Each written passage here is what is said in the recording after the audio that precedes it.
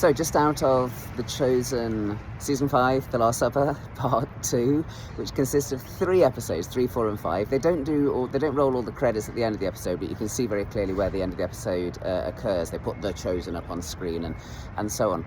I love the storytelling once again. I found it absolutely compelling. I like the emotional ticks of it. I found that in the second of the 3 episodes, what would that have been? 4. There's an amazing scene. I'm going to try and avoid spoilers, obviously, because lots of people haven't seen it yet. But there's an amazing scene when Jesus sits with his female disciples ahead of having his Last Supper with the male disciples. And I have to admit, I'm still quite emotional even now. And that was about an hour ago I was watching that. I found it properly tear-jerking, beautifully written. And I think one of the things I'll say about the emotion of The Chosen parts 1 and 2 of season 5 so far is it's a very emotional Jesus as well. And I think Jonathan Roomer's portrayal of Jesus is so emotional that I think it does really get at the heartstrings. I don't think I've seen such an emotional portrait of Jesus. Don't think so. So that really, really works.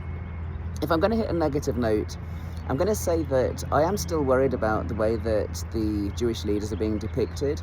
And I want to go into more detail into why I keep talking about this in due course. And just for now, in summary, what I would say is, if I was sitting in the cinema today next to one of my Jewish friends, would I have been comfortable? And the answer is no, I wouldn't. I actually would have found myself squirming quite a lot in what we were being shown, and all the more if it were people who were familiar with aspects of the history of depictions of the Passion and so on. But I'll go into more of that in detail in due course. There's so many things of interest here, so many really fascinating storytelling elements, and in all sorts of respects, I really think that they should be warmly commended for what they've done, with that one massive caveat, which I'll go into more detail in due course.